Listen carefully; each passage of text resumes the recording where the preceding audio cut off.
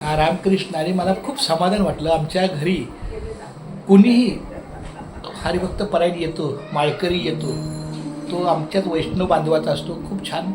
आणि मी आवर्जून का होईना, एकदा का होईना, परंतु आपल्या घरी त्या वारकऱ्याचं, कारण 100 ब्राह्मण जेवणं किंवा 100 ब्राह्मण एका ठिकाणी येणं आणि एक वारकरी येणं ह्याचं गणित एकच आहे. जेव्हा 100 ब्राह्मणांची कार्य होतात तेव्हा एका वारकऱ्याचं कार्य होतं. म्हणून वारकऱ्याचं महत्त्व फार आहे. तुका म्हणे कैसे आंधळे हे जन गेले विसरून खरे देवा. जर आपण माळ घालून जर आंधळेपणाचं कार्य केलं तर खरा देव जरी बाजूने गेलं तर आपल्याला कळणार नाही. हा असं आहे. तुका म्हणे संत ओळखावे कैसे, तुका म्हणे संत ओळखावे कैसे, आपण होई तैसे तेव्हा कळेल. बरोबर. संतांच्या संगतीनं आपण राहिलो आणि आपण त्यांच्यासारखं वागलो म्हणजे आपण संतांच्याच गतीला आलो. बरोबर. त्यामुळं खूप छान वारकरी संप्रदाय आपला.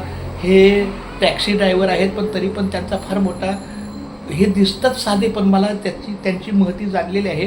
ह्यांच्या मुखात एक फार मोठा बघा, आकाशात पतितम तोयम यथा गच्छति सागरम, आकाशात पतितम तोयम यथा गच्छति सागरम सर्व देव नमस्कार हा केशवम प्रति गच्छती.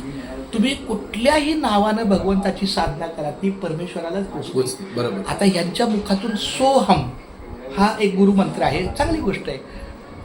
आपण आता मला असं वाचण्यात आलं की रामकृष्ण हरी विठ्ठल केशवा मंत्र हा जपावा सर्व काळ.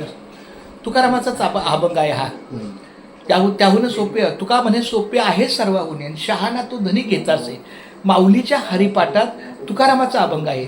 नामसंकीर्तन साधन पै सोपे जळतील पापे जन्मंतरीची. न लगती सायास जावे वनांतरा सुखे येतो घरा नारायण. ठाईचं बैसुनी करा एक चित्त आवडी आनंद आळवावा. रामकृष्ण हरी विठ्ठल केशवा मंत्र हा जपावा सर्व काळ. याहून असता अनेक साधन वाहतची आन विठोबाची. तुका म्हणे सोपे आहे सर्वाहुनी आणि शहाणा तो धनी घेता असे. यांच्या गुरुमंत्राचा शब्द आहे सोहम.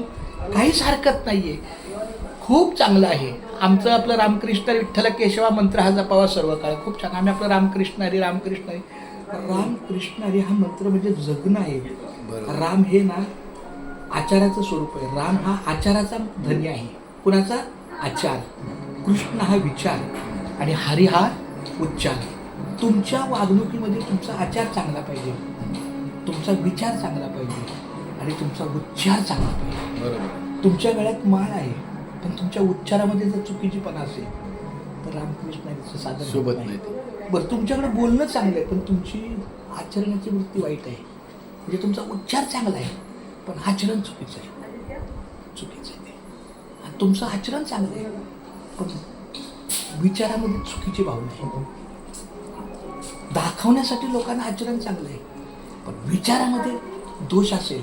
म्हणून रामकृष्ण ह्या मंत्र काय सांगतो, आचार विचार आणि उच्चार जगण्याचं साधन म्हणजे रामकृष्ण आहे. खूप चांगलं वाटलं. त्यांचं सुद्धा मंत्र खूप केली. साधारण 4-5 वाजल्यापासून 6 ते साधारण 4 तास आपलं नामकरण. फक्त याने माझी अशी विनंती आहे, एक वही घ्यावी.